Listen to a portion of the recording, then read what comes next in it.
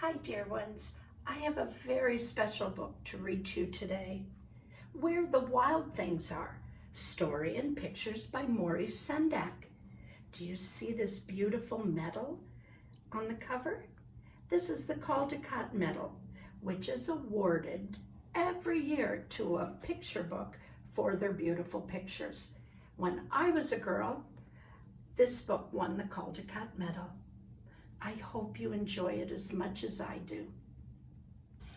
Where the Wild Things Are, Story and Pictures by Maurice Sendak. The night Max wore his wolf suit and made mischief of one kind and another,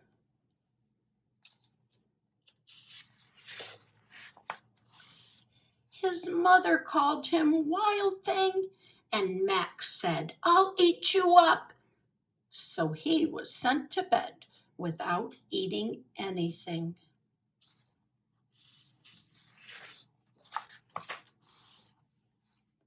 That very night, in Max's room, a forest grew.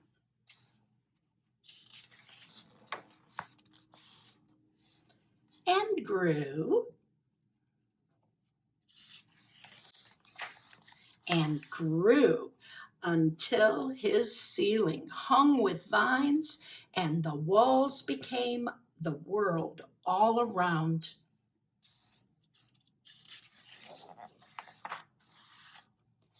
And an ocean tumbled by with a private boat for Max, and he sailed off through night and day, and in and out of weeks, and almost over a year, to where the wild things are.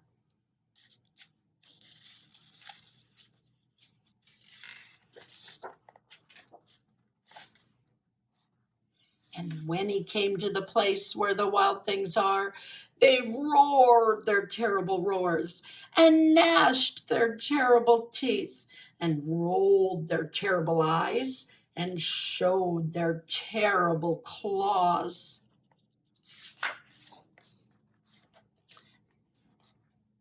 Till Max said, "Be still," and tamed them with the magic trick of staring into all their yellow eyes without blinking once, and they were frightened and called him the most wild thing of all. And made him king of all the wild things. "And now," cried Max, "let the wild rumpus start."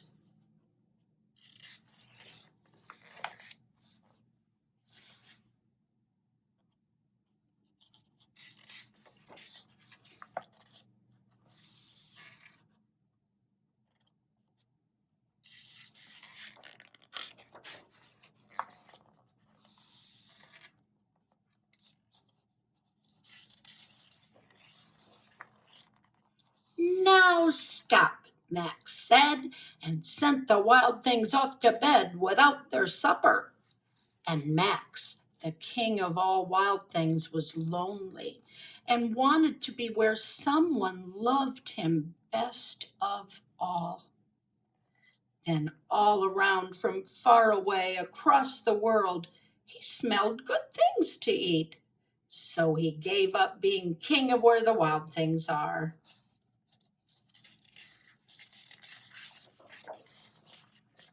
But the wild things cried, "Oh, please don't go. We'll eat you up. We love you so." And Max said, "No." The wild things roared their terrible roars and gnashed their terrible teeth and rolled their terrible eyes and showed their terrible claws. But Max stepped into his private boat and waved goodbye and sailed back over a year and in and out of weeks and through a day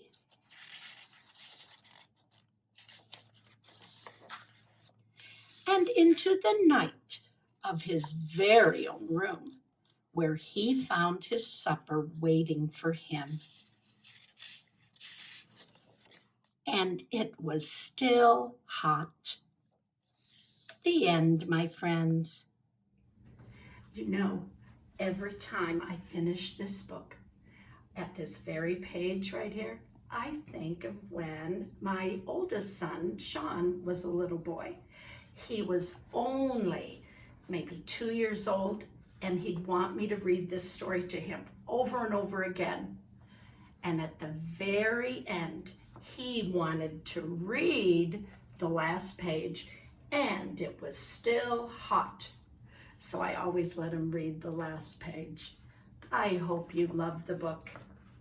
Until next time, bye.